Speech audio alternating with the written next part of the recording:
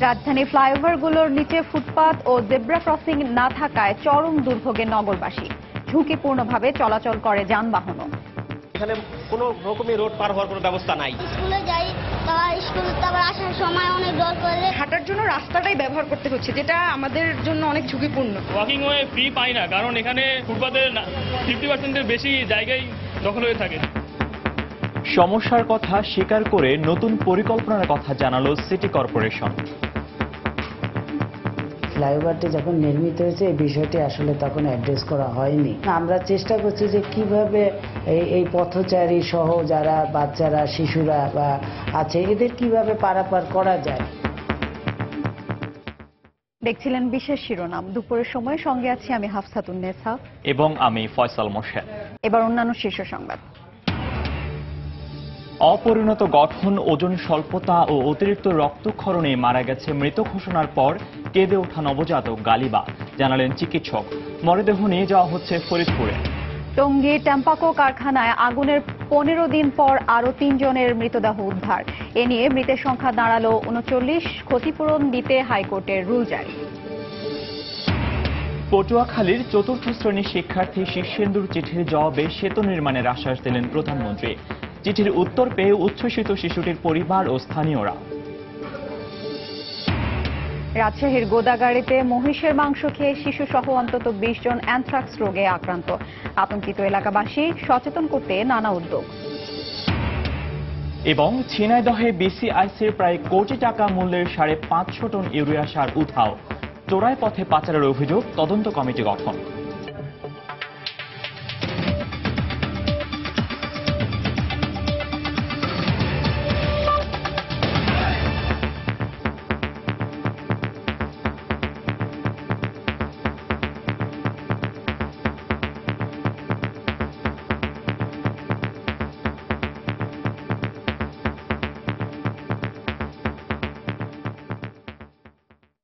রাজধানীর ফ্লাইওভারগুলোর নিচে ফুটপাত ও zebra crossing না থাকায় ঝুঁকি নিয়ে চলাচল করতে হয় নগরবাসীকে।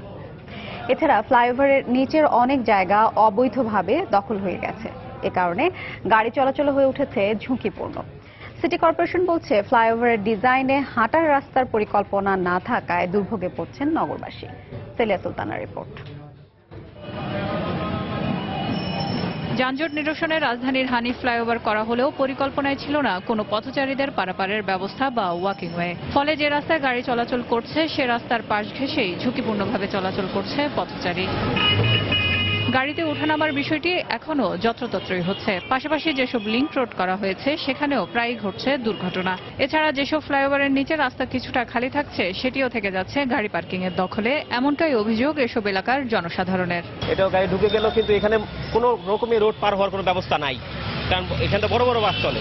হাঁটার জন্য রাস্তাটাই ব্যবহার করতে হচ্ছে, যেটা আমাদের জন্য অনেক ঝুঁকিপূর্ণ। ওয়াকিং ওয়ে ফ্রি পাই না, কারণ এখানে ফুটপাতের 50% বেশি জায়গায় দখল হয়ে থাকে। স্কুলে যাই, স্কুল আবার আসার সময় অনেক ডর করে। গাড়ি চলাচলের যে রাস্তা ওইটা আলাদা এবং মানুষ চলাচল করার জন্য আলাদা। যদি এইভাবে হইতো তাহলে দুর্ঘটনা হতো না। আর ফ্লাইওভারের দুটো বিমের মাঝামাঝি যে অংশটি খালি থাকার কথা ছিল সেটিও রিকশার গ্যারেজ, বাজার, দোকান আর হকার্সের দখলে। এমনকি অনেক স্থানে পার্কিং এরিয়া খুলে আয়ের উৎস করে নিয়েছেন কেউ কেউ। এখানে 20 টাকা দিতে হয়। কত টাকা করে 200। নেতা না, পুলিশ না। কত করে দিতে হয়? 10 টাকা 20 টাকা। কয়জনকে দেন? 2-3 জন। পথচারীদের সমস্যার কথা স্বীকার করে পথচারী ও যাত্রীদের ওঠানামা সহ নতুন পরিকল্পনার কথা জানায় ঢাকা দক্ষিণ সিটি কর্পোরেশন। ফ্লাইওভারটি যখন নির্মিত হয়েছে এই বিষয়টি আসলে তখন অ্যাড্রেস করা হয়নি। আমরা চেষ্টা করছি যে কিভাবে এই পথচারী সহ যারা বাচ্চারা শিশুরা বা আছে এদের কিভাবে পারাপার করা যায়, এরকম একটা ব্যবস্থার কথা আমরা ভাবছি। পাশাপাশি ফ্লাইওভারের দুই বিমের মাঝের ফাঁকা স্থান সৌন্দর্য বর্ধন ও নাগরিক সুবিধা সংযোজন করা হবে বলে জানান এই কর্মকর্তা। সেলিয়া সুলতানা, সময় সংবাদ, ঢাকা। এই মুহূর্তে যাত্রাবাড়িতে হানিফ ফ্লাইওভারের নিচে আছেন রিপোর্টার শাফিন জাহিদ। সেখানকার পরিস্থিতি জানতে আমরা সরাসরি যোগ দিচ্ছি তার সাথে। শাফিন, এখন এই মুহূর্তে অবস্থান করছি রাজধানীর অন্যতম বড় একটি ফ্লাইওভার, যেটার নাম হানিফ ফ্লাইওভার নামে পরিচিত। তার নিচে এখানে যারা অবস্থান করেন কিংবা এই রাস্তা দিয়ে যারা যাতায়াত করেন তারা যদি তারাই শুধুমাত্র জানেন যে এখানকার অবস্থা কতটা শোচনীয়। অর্থাৎ দুর্ভোগের আরেক নাম কিন্তু এই ফ্লাইওভারের নিচের রাস্তাগুলো। আপনাকে যদি আমার একটু পিছনের চিত্রগুলো দেখে, আপনি দেখতেই পাচ্ছেন এই হানি ফ্লাইওভারের নিচের দুই পাশ ধরে কিন্তু অসংখ্য দোকানপাট বসে গেছে, বিশেষ করে চায়ের দোকান এবং সেই সাথে কিন্তু বিভিন্ন ধরনের দোকান বসে কিন্তু দখল করেছে রাস্তার দুই পাশ, যার ফলশ্রুতিতে কিন্তু মানুষের চলাচলে তো বিঘ্ন ঘটছেই, সেই সাথে কিন্তু ফ্লাইওভারের নিচে যে জায়গাটিকে আছে সেই জায়গাটিও পর্যন্ত কিন্তু অনেকে দখলে রেখেছেন। একটা বিষয় জানিয়ে রাখি ফয়সাল আপনাকে, যে ফ্লাইওভার কি কিন্তু নির্মাণ করা হয়েছিল গত 3 বছর আগে, অর্থাৎ 2013 সালে। এরপর থেকে কিন্তু অনেকবার কিন্তু এটিকে ঠিক করার কথা থাকলেও কিন্তু কোনোভাবে এখনো পর্যন্ত সম্পূর্ণভাবে ঠিক করা যায়নি আমরা দেখতে পেরেছি। এখানে আসার পরে ফ্লাইওভারে যেখান থেকে শুরু হয়েছে সেখান থেকে, অর্থাৎ চানখারপুল থেকে কিন্তু বিশৃঙ্খলা চোখে পড়ে আমাদের। এছাড়াও কিন্তু এখানে ফ্লাইওভারের জন্য যে পৃথক লেন রয়েছে সেটা স্থানীয় যানবাহনই কিন্তু ব্যবহার করে। আর চানখারপুল চৌরাস্তা থেকে ফুলবাড়িয়া পর্যন্ত সড়কের দুপারে রয়েছে কিন্তু অবৈধ অনেক দখলদার। একটা বিষয় জানিয়ে রাখি, এখানে একটি জায়গার নাম আছে গুলিস্তানের নিচে, মুরগিপট্টি বলা হয়। অর্থাৎ এখানে মুরগির যারা ব্যবসায়ী আছে তারা দখল করে জায়গাটির নামই চেঞ্জ করে দিয়েছেন। এটাই কিন্তু বোঝা যায় কি পরিমাণ মানুষ এখানে দখলে রাখেন। আরেকটা জিনিস জানিয়ে রাখি যে গুলিস্তানের আরেকটি বড় সমস্যা হচ্ছে ফুটপাত ও সড়ক হকারদের দখলে থাকায় কোনো গাড়ি কিন্তু ফ্লাইওভার থেকে স্বচ্ছন্দে ওঠানামা করতে পারে না এখানে। এছাড়াও বঙ্গবন্ধু এভিনিউ থেকে কোনো গাড়ি সোজা ফ্লাইওভারের দিকেও আসতে পারে না। গুলিস্তান স্কোয়ারে ট্রাফিক পুলিশ ব্যারিকেড দিয়ে রাখাও কিন্তু এর অন্যতম একটি কারণ। তো মোটামুটি বলা যায় যে দীর্ঘদিনের সৌন্দর্য বর্ধন না করার কারণে কিন্তু ডিভাইডারের উপরে বর্জ্যের স্তূপও জমা পড়েছে, যার কারণে ডিভাইডারের অনেক স্থান ইট, পাথর এবং রাবিশের ভাগাড়ে পরিণত হয়েছে। এসব রাবিশ সরানো কিন্তু যেন কেউ নাই এমন একটি কিন্তু বিষয় দেখতে পাই। তো মোটামুটি বলা যায় যে ফয়সাল, এই ফ্লাইওভারের নিচের যে রাস্তাগুলো আছে সম্পূর্ণ রাস্তাগুলো কিন্তু অবৈধ দখলের বড় একটি জায়গা বলে পরিচিত, এবং এর কারণেই কিন্তু মানুষের বিভিন্ন ধরনের সমস্যার সম্মুখীন হতে হচ্ছে। তো মোটামুটি যাত্রাবাড়ি ফ্লাইওভারের নিচ থেকে আমার কাছে ছিল এই ফয়সাল সবশেষ। পরবর্তীতে আপনার মাধ্যমে আরো কিছু থাকলে জানিয়ে দেওয়ার চেষ্টা করবো। ফয়সাল। সমসাময়িক বিভিন্ন বিষয় নিয়ে সচিবালয় ব্রিফ করছেন স্বরাষ্ট্রমন্ত্রী আসাদুজ্জামান খান কামাল। সরাসরি চলে যাচ্ছি সেখানে। জঙ্গি এখন নিয়ন্ত্রণে আছে কিনা আপনারা সবাই বলবেন যে নিয়ন্ত্রণে আছে, তা আমরা সেটাই বলবো যে বাংলাদেশ জঙ্গি বলেন, সন্ত্রাস বলেন, এরা নিয়ন্ত্রণে রয়েছে। এবং আমরা এইটুক জোর গলায় বলতে পারি পৃথিবীর অন্যান্য দেশের চেয়ে আমাদের দেশ নিরাপদে আছে। মন্ত্রী, শোলাকিয়ায় নিহত 6 জন জঙ্গিকে আঞ্জুমানে দেওয়া হলো গুলশানের, ওইটা কেন দেওয়া হলো? আর বাকি জঙ্গিগুলিকে, আরো 14টা বডি আছে ঢাকা মেডিকেলের জঙ্গি, ওই বডিগুলিকে কি করবেন আপনারা? দেখুন, এ নিয়ে ঢাকা মেডিকেল আমাদেরকে প্রায়শই চিঠি দিয়ে তাগাদা দিচ্ছিল যে এই ডেড বডিগুলির ব্যবস্থা নেওয়ার জন্য, যথাযথ ব্যবস্থা নেওয়ার জন্য। আমরা অপেক্ষা করছিলাম এই সমস্ত ডেড বডির যারা নিকটাত্মীয় কিংবা পরিচিত তারা নিয়ে যাবে। কিন্তু আমরা লক্ষ্য করেছি, আপনার মিডিয়ার মাধ্যমে লক্ষ্য করেছেন, এক নিকটাত্মীয় মিডিয়ার মাধ্যমে তার ক্ষোভ, তার দুঃখ, তার অনুভূতি সব প্রকাশ করেছেন। সে জাতির কাছে ক্ষমা চেয়েছেন। সে বলেছেন যে এই কুপুত্র আমি স্বীকার করি না। তো এই যে ক্ষোভ, এই যে ঘৃণা যারা নাকি এগুলি করেন তাদের প্রতি, তাদের আত্মীয় স্বজন, সেই ঘৃণার থেকে, সেই ক্ষোভের থেকেই, সেই অভিমানের থেকেই কেউ তাদের আত্মীয় বলে পরিচয়ও দিচ্ছে না এবং এই সমস্ত ডেড বডিগুলো নিয়েও যাচ্ছে না। এটাই হলো বাস্তবতা। তারপরে আমরা অপেক্ষা করেছি। আমরা অপেক্ষায় মানতে যখন দেখলাম কেউ আসছে না, তখন আমরা ক্রমান্বয়ে শুরু করছি আঞ্জুমানাকে। আমরা প্রথম যে কটে দিয়েছি, পরবর্তীগুলো এইভাবেই আমরা তাদের ব্যবস্থা নেব।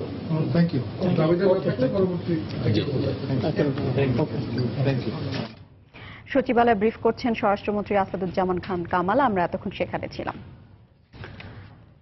হেলিকপ্টারে করে আনা হয়েছিল রাজধানীর স্কয়ার হাসপাতালে। বিশেষজ্ঞ চিকিৎসকদের নিয়ে গঠন করা হয়েছিল মেডিকেল বোর্ড। তবে সব চেষ্টায় ব্যর্থ করে মারা গেছে মাত্র 4 দিন বয়সী সেই অলৌকিক কন্যা গালিবা হায়াত। গতরাতে স্কয়ার হাসপাতালে মারা যায় সে। চিকিৎসকরা জানিয়েছেন অতিরিক্ত রক্তক্ষরণ ও অপরিণত গঠনের কারণেই মারা গেছে গালিবা। ফরিদপুর থেকে শনিবার হেলিকপ্টারে করে ঢাকায় নেওয়া হলেও ছোট্ট গালিবা হায়াতকে নিয়ে আজ আর কোনো তাড়া নেই। তাকে এভাবেই ধীরস্থিরভাবে নিয়ে যাওয়া হয় সেই ফরিদপুরেই। তবে হাসপাতালে নয়, সেখানে নেওয়া হয়েছে দাফন করতে, কারণ সবাইকে কাঁদিয়ে 4 দিন বয়সী গালিবা মারা গেছে। চিকিৎসক জানিয়েছেন অতিরিক্ত রক্তক্ষরণ, ওজন স্বল্পতা ও অপরিণত গঠনের কারণেই বাঁচানো যায়নি তাকে। এছাড়া জন্মের পরপরই 12 ঘন্টা অস্বাভাবিক টানা হেঁচড়ার কারণে গালিবার শরীরে অনেক জখম হয়, যা মৃত্যুর কারণ বলে মনে করেন বিশেষজ্ঞ চিকিৎসক। তবে এত কিছুর পরও মুমূর্ষু গালিবা বাঁচার জন্য মৃত্যুর সঙ্গে যে অস্বাভাবিক যুদ্ধ করেছে তা অবাক করেছে বলে জানিয়েছেন তারা। আমরা আমাদের সর্বোচ্চ চেষ্টা করেছি। আসলে তো খুব প্রিম্যাচিউর ছিল বাচ্চাটা, তাই না? ওই 450 গ্রাম, আধা কেজিরও কম। আমাদের তো হার্টের 4টা চেম্বার থাকে, ওর আপার 2টা চেম্বার, লোয়ার 2টা চেম্বার, ওই নিচে 2টা চেম্বার ডেভেলপই করেনি। সে একটা বাস্কেটের মধ্যে ছিল, প্লাস বিভিন্ন জায়গায় সে গেছে, মিসহ্যান্ডলিং হয়েছে। ইনফেকশন প্রিভেনশন করার মানে প্রতিরোধ করার মেইন হচ্ছে আপনার হ্যান্ড ওয়াশ। আমরা একটা রিস্কি বেবি, আমাকে অবশ্যই প্রপার হ্যান্ড ওয়াশ করে অ্যান্টিসেপ্টিক ইউজ করে বাচ্চাকে হ্যান্ডেল করতে হবে। এখানে তো ওই ধরনের কোনো প্রসিডিউর মেনটেনই করা হয় না। এদিকে মাত্র 4 দিনের মধ্যে ছোট্ট শিশুটি পুরো দেশবাসীকে মায়ার জালে আবদ্ধ করে ফেলেছে। স্বজনদের প্রত্যাশা, গালিবার সঙ্গে ফরিদপুরের ডাক্তাররা যে আচরণ করেছে তার যেন আর পুনরাবৃত্তি না ঘটে। কোনো ডাক্তার যেন তার দায়িত্ব অবহেলা না করে, প্রত্যেকটা নাগরিক যেন চিকিৎসা ক্ষেত্রে সুব্যবস্থা পায়। যখন ওকে নিয়ে যাওয়া হয়, ওর সাথে কেউ মিশে নয়, যার ফলে এতটা মায়া মমতার সৃষ্টি হয় না। এই দুই হৃদ্যতা মায়া মমতার সৃষ্টি হয়েছে, এটা আসলে ভোলার না। গত বৃহস্পতিবার ফরিদপুরে বেসরকারি ডাক্তার জাহেদ মেমোরিয়াল শিশু হাসপাতালে জন্ম নেয়ার পর কর্তব্যরত চিকিৎসক মৃত ঘোষণা করে গালিবাকে। তবে দাফনের ঠিক পূর্ব মুহূর্তে কেঁদে উঠলে তাকে হাসপাতালে নেওয়া হয়। সেখানে 2 দিন নিবিড় পরিচর্যা কেন্দ্রে রাখার পর শনিবার ঢাকায় নিয়ে আসা হয় গালিবাকে। তবে সব চেষ্টা ব্যর্থ করে রোববার রাত 12:15টায় মারা যায় গালিবা। মাহমুদ রাকিব, সময় সংবাদ, ঢাকা। দুপুরের সময়ে আরো থাকছে। টানা কয়েক সপ্তাহ কমতির দিকে থাকার পর রাজধানীতে বেড়েছে ইলিশের দাম। সরবরাহ কমায় কারণ বলছেন আড়তদাররা। জাটকা নিধন বন্ধে নজরদারি বাড়ানোর দাবি।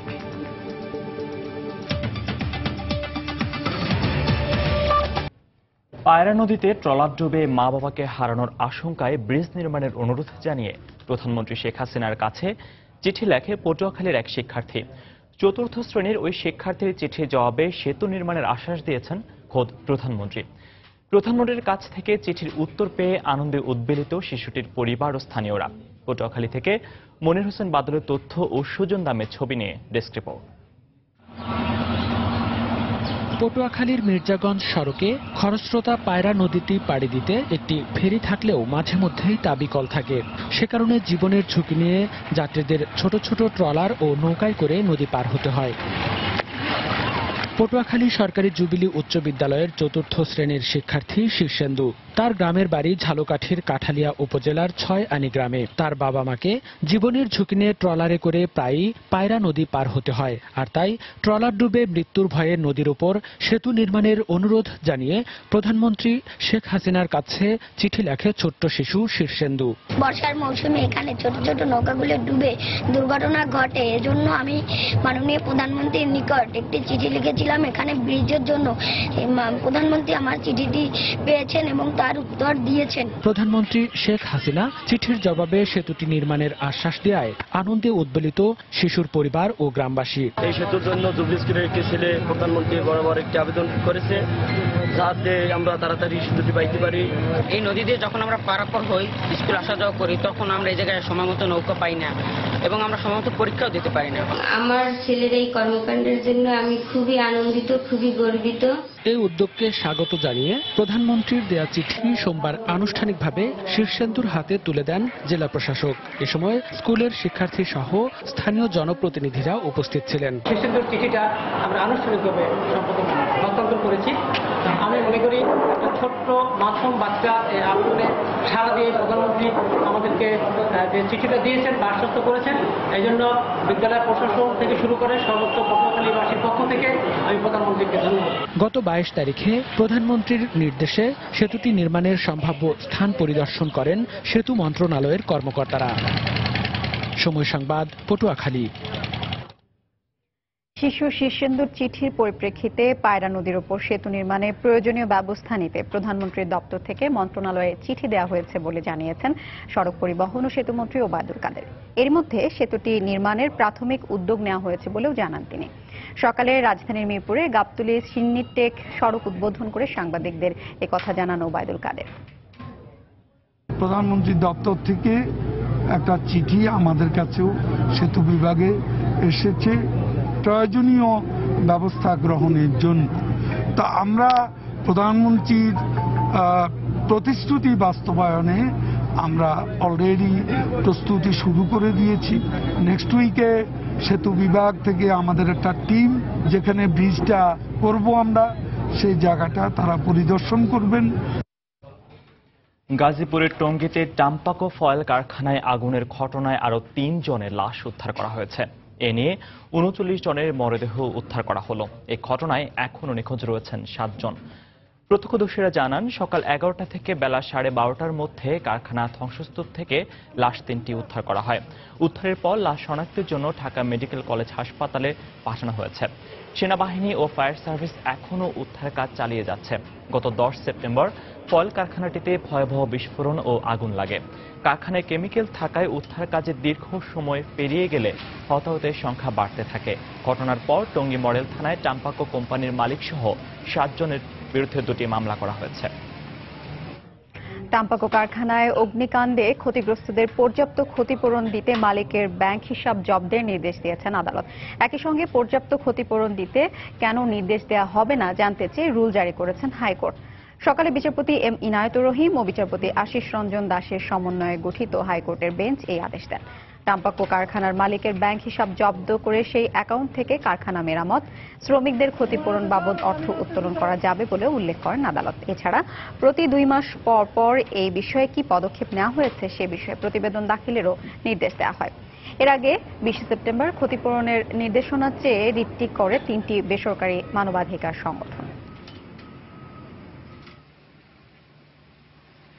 পর্যাপ্ত ক্ষতিপূরণ দেওয়া হবে না। টেম্পাকোর মালিকের ব্যাংক অ্যাকাউন্ট ৩ মাসের জন্য জব্দ করেছেন। তবে কোর্ট এটা বলেছেন যে ওই সমস্ত অ্যাকাউন্ট থেকে শ্রমিকদের যে সমস্ত পাওনা থাকে ক্ষতিপূরণ সহ, ক্ষতিপূরণ, বেতন এবং অন্যান্য আরো কোনো শ্রমিকদের যদি পাওনা থাকে ওই পাওনা ওই অ্যাকাউন্ট থেকে পরিশোধ করা যাবে। লেবার কোর্টে কেস করেছিল ক্ষতিপূরণের টাকা জমা দেওয়ার জন্য, আমরা সেটা কমপ্লাই করেছি। সেই ইনফরমেশনটা দেওয়ার জন্য আমরা কোর্টের কাছে এসেছি। উনি এটা আন্ডার প্রসেস, উনি পালিয়ে বেরাবেন না, উনি এখন আদালতের ইয়েতেই আছেন। রাজধানীর মহাখালীতে বন বিভাগের ভবনে লাগা আগুন নিয়ন্ত্রণে এসেছে। প্রত্যক্ষদর্শীরা জানান সকাল 11:15টার দিকে বন বিভাগের 7তলা ভবনের ৫ম তলার জেনারেটর থেকে আগুনের সূত্রপাত হয়। খবর পেয়ে ফায়ার সার্ভিসের 4টি ইউনিট ঘটনাস্থলে পৌঁছে আধা ঘন্টা চেষ্টায় আগুন নিয়ন্ত্রণে আনেন। তবে এই ঘটনায় তেমন কোনো ক্ষয়ক্ষতি হয়নি বলে নিশ্চিত করেছে ফায়ার সার্ভিস।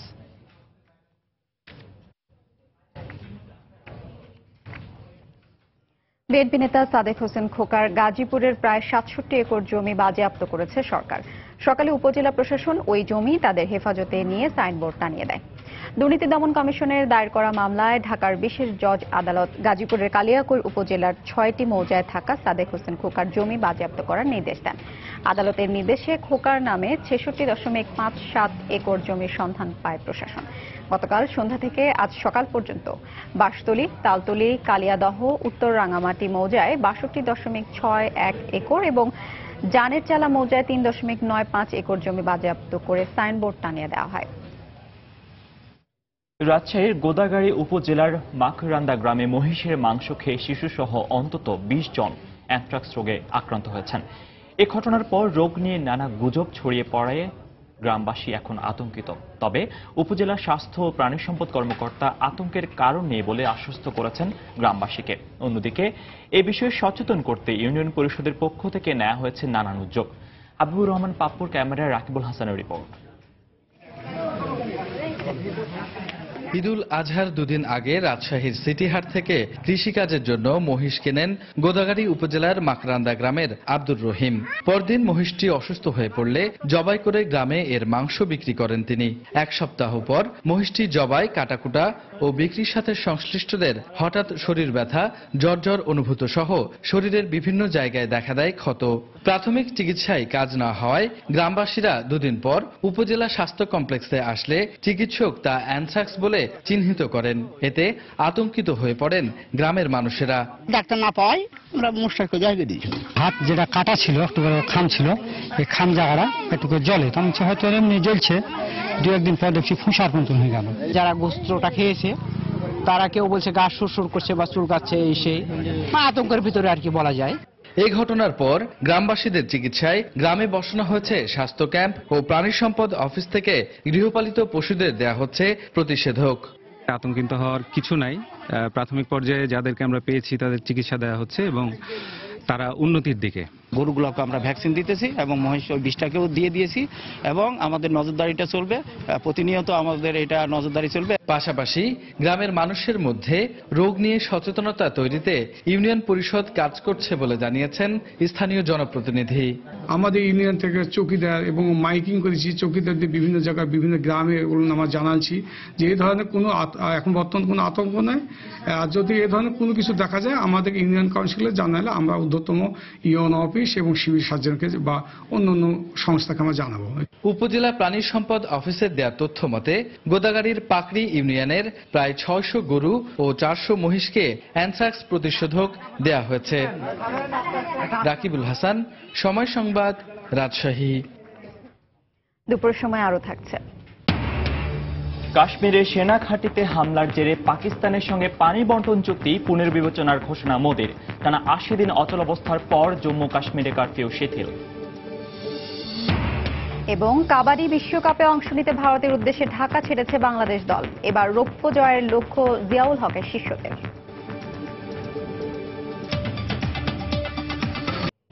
টানা কয়েক সপ্তাহ কমতির দিকে থাকার পর রাজধানীর আড়তগুলোতে বাড়তে শুরু করেছে ইলিশের দাম। কারণ হিসেবে সরবরাহ কমতে শুরু করেছে বলে জানালেন আড়ত মালিকরা। তবে এই মৌসুমে ব্যবসা ভালো হওয়ায় জাটকা নিধন ও ডিমওয়ালা ইলিশ ধরা বন্ধে কঠোর ব্যবস্থা নেওয়ার দাবি তাদের। রাজধানীর আড়ত ও খুচরা বাজার ঘুরে বিস্তারিত জানাচ্ছেন কামরুল হাসান সবুজ। রাজধানীর সোয়ারীঘাট থেকে ঝাঁকা ভর্তি ইলিশ ঢুকছে ঘাটের পাশের আড়তগুলোতে। পাইকারদের পাশাপাশি তুলনামূলক কম দামের আশায় খুচরা পর্যায়ের ক্রেতারাও এসেছেন ইলিশ কিনতে। তবে বড় আকারের তুলনায় ছোট আকারের ইলিশ বেশি, দামও বেড়ে গেছে বলে দাবি তাদের। এই 2 দিন যাবত ইলিশ মাছের দাম বেশি লাগতেছে। গতকালকে যেটা 1 কেজি প্লাস ছিল এটা 2800 টাকা দরে গেছে হালি, আজকে মনে হচ্ছে 3000-3200। হাকডাকের সরগরম এই বাজারে কেজি ওজনের প্রতিটি ইলিশের দাম পড়ছে 900 থেকে 1000 টাকা। 2 দিন আগের তুলনায় সরবরাহ কমতে শুরু করায় দাম বাড়তি বলে জানালেন আড়তদাররা। ছোট মাছের আমদানি বেশি, বড় মাছ নাই, যে কারণে মাছের দাম বেশি। 1100 টাকা হালি বিক্রি হতে, যেটা ওজন 30 কেজি হবে। আগের তুলনা থেকে একটু দাম বাড়তি আছে, 50 টাকা, 100 টাকা, 150 টাকা, বড় মাছের 200 টাকা হালি। ইলিশের পাশাপাশি বিক্রি হচ্ছে জাটকাও। তবে জাটকা নিধন বন্ধের পাশাপাশি মা মাছ সংরক্ষণে নজরদারি বাড়ানোর দাবি ব্যবসায়ীদের। বড় মাছটা বেশি, জাটকা কম, প্রতি কম, এটা তো আর ফালাইতে পারবে না। মাছটা আস্তে আস্তে কমে যাচ্ছে। ফাল্গুন চৈত্র মাসে জাটকা ইলিশটা আমরা বন্ধ করুক, এইটা আমরা সরকারের কাছে আবেদন জানাই। এবার ইলিশের ব্যবসা অনেক ভালো, সরকারের লোকজন ভালোভাবে ওটা ডিউটি করলে হয়তো মাছটা ধরতে পারবে না জেলেরা। এদিকে পলাশী বাজার ঘুরে দেখা গেল পাইকারি বাজারের দাম বৃদ্ধির প্রভাব পড়েছে খুচরা পর্যায়েও। 50 থেকে 100 টাকা হালিতে পারত, আর যেটি 1 কেজি ওজন মাছ ওটি এখন 1000 টাকা কেজি দিতে। পোনা মাছটা বাচ্চারা না ধরার জন্য আর কি এই পদক্ষেপ যদি আরো সঠিক আর সুন্দরভাবে নিতে পারে, তাহলে হয়তো আমরা আগামীতে আরো মাছ, ইলিশ মাছের আমদানি আরো অনেক দেখতে পাবো। আগামী মাসের 12 তারিখ থেকে 2 নভেম্বর পর্যন্ত প্রজনন মৌসুম হয় বন্ধ থাকবে ইলিশ ধরা। কামরুল হাসান সবুজ, সময় সংবাদ, ঢাকা। দেখছেন দুপুরের সময়। ডেল সুপ্রিম চেয়ারের পারফেক্ট শেপ আর ডিজাইন আপনাকে দেয় 100% কমফোর্ট। Del supreme chair. রাজনৈতিক দলগুলোর প্রতিনিধিদের মতামতের ভিত্তিতে নির্বাচন কমিশন পুনর্গঠনে গ্রহণযোগ্য সার্চ কমিটি গঠনের তাগিদ দিয়েছেন রাষ্ট্রবিজ্ঞানী অধ্যাপক এমাজউদ্দিন আহমেদ। দুপুরে জাতীয় প্রেস ক্লাবে এক আলোচনা অনুষ্ঠানে তিনি এ তাগিদ দেন। এতে বিএনপির ভাইস চেয়ারম্যান শামসুজ্জামান দুদু বলেন, প্রধানমন্ত্রীর দেশে ফিরে রাজনৈতিক সংকট নিরসনে গ্রহণযোগ্য উদ্যোগ নিলে বিএনপি অভিনন্দন জানাবে। তিনি ফিরে আসার পর দেশের সংকট উত্তরণের জন্য দলনিরপেক্ষ সরকারের প্রতিষ্ঠার লক্ষ্যে একটি ঘোষণা তিনি দিবেন, এটা জাতি প্রত্যাশা করে। বিভিন্ন রাজনৈতিক দলের সাথে বসে কথাবার্তা বলে তারপর ওই দলীয় প্রতিনিধিদের মাধ্যমে সার্চ কমিটি হওয়া দরকার। ওই সার্চ কমিটি তখন কিছু সংখ্যক ব্যক্তির নাম প্রস্তাব করবেন, মহামান্য রাষ্ট্রপতি তাদের নিয়োগ দান করবেন। বিএনপি নেতাকর্মীরা আগুন সন্ত্রাস চালাতে না পেরে প্রধানমন্ত্রীর বক্তব্য নিয়ে নানা মিথ্যা বক্তব্য দিচ্ছেন বলে মন্তব্য করেছেন আওয়ামী লীগের প্রচার ও প্রকাশনা সম্পাদক ডক্টর হাসান মাহমুদ।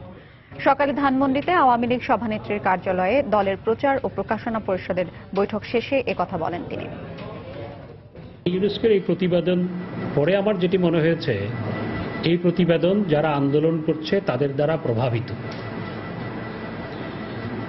এবং সরকারের পক্ষ থেকে রামপাল বিদ্যুৎ কেন্দ্র স্থাপন করার জন্য আলট্রা সুপার ক্রিটিক্যাল পদ্ধতিতে এই বিদ্যুৎ কেন্দ্র স্থাপন করা হবে, এবং বিদ্যুৎ কেন্দ্র স্থাপন করার ক্ষেত্রে যে বাধ্যবাধকতা রয়েছে যে বনের 10 কিলোমিটারের মধ্যে করা যাবে না, এটি 14 কিলোমিটার দূরে স্থাপিত হতে যাচ্ছে। ঝিনাইদহে উধাও হয়ে গেছে বাংলাদেশ কেমিক্যাল ইন্ডাস্ট্রিজ কর্পোরেশন বিসিআইসির 547 টন ইউরিয়া সার। এর আনুমানিক মূল্য প্রায় 80 লাখ টাকা। তবে সার গায়েব হওয়া নিয়ে কোনো তথ্য নেই সংশ্লিষ্ট কর্মকর্তাদের কাছে। ইতোমধ্যে এই ঘটনায় অতিরিক্ত জেলা প্রশাসকের নেতৃত্বে একটি তদন্ত কমিটি গঠন করা হয়েছে। ঝিনাইদহ প্রতিনিধি লোটাস রহমান সোহাগের তথ্য ও ছবি নিয়ে ডেস্ক রিপোর্ট। দীর্ঘদিন ধরেই ঝিনাইদহের বাফার সার গুদামে মজুদ ও ডেলিভারি প্রক্রিয়ার মধ্যেই উধাও হয়ে যাচ্ছে বিসিআইসির ইউরিয়া সার, যার সত্যতা মিলেছে ঢাকা থেকে মজুদকৃত সারের পরিমাণ যাচাই করতে আসা প্রতিনিধি দলের রিপোর্টে। চলতি বছরের এপ্রিল মে মাসের এক হিসেব অনুযায়ী 10,940 বস্তা ইউরিয়া সার গোডাউনের স্টকে কম পেয়েছেন তারা। এ বিষয়ে শ্রমিকরাও কিছু জানেন না বলে দাবি তাদের। এ অবস্থায় গোডাউনের সাবেক ইনচার্জ ও তার সহকারীর বিরুদ্ধে চোরাই পথে সার বিক্রির অভিযোগ করেছেন ডিলাররা। সার সম্পর্কে আমরা কোনটা শর্ট হলে কি হলে এটা আমরা জানারও দরকার হয় না, আমরা জানো গায়েব হওয়া এটা আমরা বলতে পারবো না, বা এই বিষয়ে আমরাও জানি না। বাফার ইনচার্জ জালাল সাহেব এবং তার সঙ্গীরা এই মালটা চোরা পথে সম্ভবত বিক্রি করে দিয়েছে, নইলে গোডাউনের বাইরে এই মাল যাওয়ার কোনো সুযোগ নাই। আর ঘটনার সত্যতা স্বীকার করলেন বাফার সার গোডাউনের কর্মকর্তা। সার গণনা বাস্তব গণনা কমিটি মাধ্যমে এখানে 547.89 মেট্রিক টন সার ঘাটতি পান। এই ঘাটতির ব্যাপারে বিসিআইসি উদ্বোধন কর্তৃপক্ষ এখনো কোনো প্রতিবেদন আমাদের কাছে পাঠাননি, আমরা এই ব্যাপারে কিছু বলতে পারছি না। এই ঘটনায় একটি তদন্ত কমিটি গঠন করা হয়েছে বলে জানিয়েছেন জেলা প্রশাসক। অতিরিক্ত জেলা ম্যাজিস্ট্রেটের নেতৃত্বে একটা উচ্চ পর্যায়ের কমিটি আমি গঠন করেছি, এবং এই রিপোর্টটা পাওয়ার সাথে সাথেই আমি মন্ত্রণালয় সহ ঊর্ধ্বতন কর্তৃপক্ষের দৃষ্টি আকর্ষণ করব। ঝিনাইদহের কালীগঞ্জের গোডাউন থেকে 234 জন ডিলারের মাধ্যমে দক্ষিণাঞ্চলের 4টি জেলায় সার সরবরাহ করা হয়। সময় সংবাদ, ঝিনাইদহ। নরসিংদীতে পুরোদমে চলছে শারদীয় দুর্গাপূজার প্রস্তুতি। দেবী দুর্গাকে দৃষ্টিনন্দন ও আকর্ষণীয় করে তুলতে মণ্ডপে মণ্ডপে চলছে সাজসজ্জা। প্রতিটি মণ্ডপে নিরাপত্তা দিতে সিসি ক্যামেরার পাশাপাশি পর্যাপ্ত পুলিশ, র্যাব ও আনসার সদস্য মোতায়েন করা হবে বলে জানিয়েছে আইনশৃঙ্খলা বাহিনী।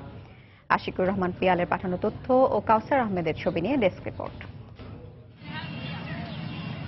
নীল আকাশে সাদা মেঘের ভেলা, নদীর তীরে কাশফুলের দোলায় শারদীয় বার্তা জানান দিচ্ছে মা দুর্গার আগমনী খবর।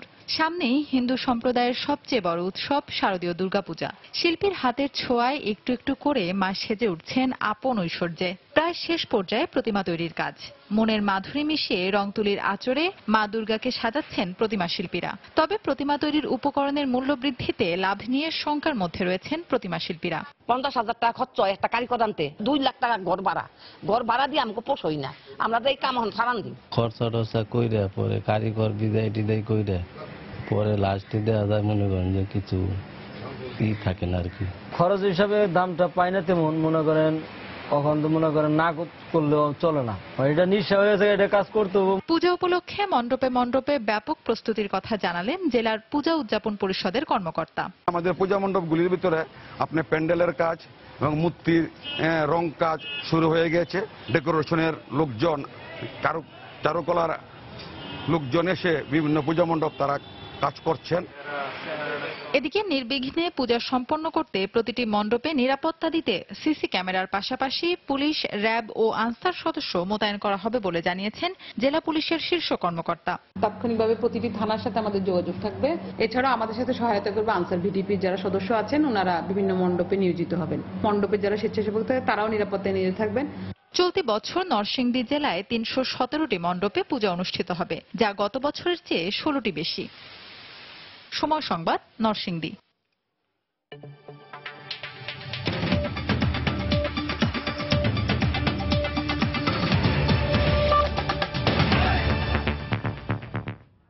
কাশ্মীরের উরি সেনা ঘাঁটিতে হামলার জেরে ভারত পাকিস্তান চলমান উত্তেজনার ধারাবাহিকতায় এবার দুদেশের মধ্যে সিন্ধু নদীর পানি বণ্টন চুক্তি পুনর্বিবেচনা করার ঘোষণা দিয়েছেন মোদী সরকার। এ বিষয়ে আজ পানি সম্পদ মন্ত্রণালয় সহ বিভিন্ন মন্ত্রণালয়ের প্রধানদের সঙ্গে বৈঠক করেছেন প্রধানমন্ত্রী নরেন্দ্র মোদী। 1960 সালে ভারতের তৎকালীন প্রধানমন্ত্রী জওহরলাল নেহেরু ও পাকিস্তানি প্রেসিডেন্ট আইয়ুব খানের মধ্যে দুদেশের অভিন্ন 6টি নদীর পানি বণ্টনে ইন্দাস চুক্তি সই হয়। এদিকে ভারতের জম্মু কাশ্মীরের কয়েকটি এলাকায় কারফিউ শিথিল করা হয়েছে। রোববার বিকেলে কর্তৃপক্ষ এ ঘোষণা দেওয়ার পর জনজীবন স্বাভাবিক হতে শুরু করে। টানা 80 দিনের অচল অবস্থার পর রোববার বিকেলে রাজ্যের প্রধান প্রধান সড়কগুলোতে যানবাহন চলতে দেখা গেছে। গত 8 জুলাই স্বাধীনতাকামী নেতা বুরহান ওয়ানির মৃত্যুর পর বিক্ষোভ ছড়িয়ে পড়লে পরিস্থিতি নিয়ন্ত্রণে কারফিউ জারি করে প্রশাসন।